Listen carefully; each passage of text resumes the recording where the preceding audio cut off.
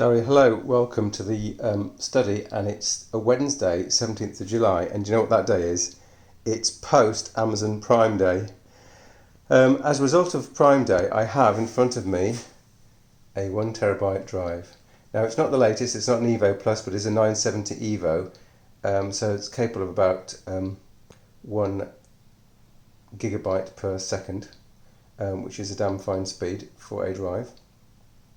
And as per previous post, my main workstation / server runs as much as possible on SSD drives.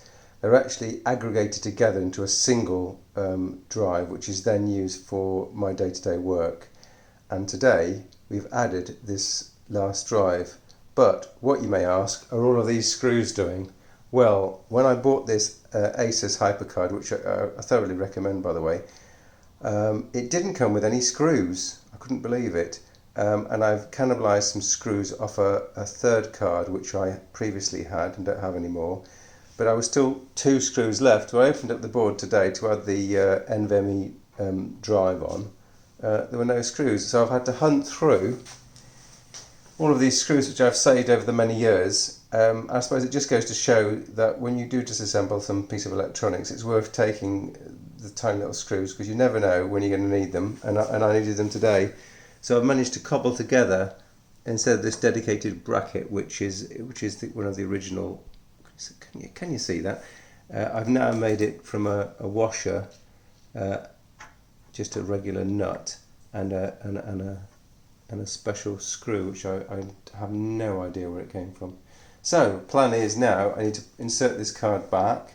That's 2 cards in the system total. There's another terabyte which is available to be aggregated together. So what needs to be done is, of course, to move all the data off that SSD aggregate, put it maybe say onto a spinning disk. I don't know if I've got such a 3 or 4 terabyte capacity, hopefully.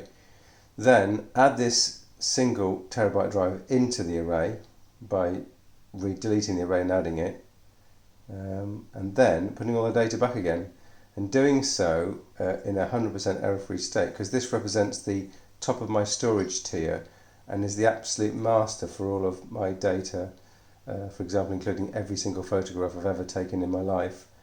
So I don't really want to get it wrong, because if there were any errors introduced, then they would propagate down to all my other data stores and backups.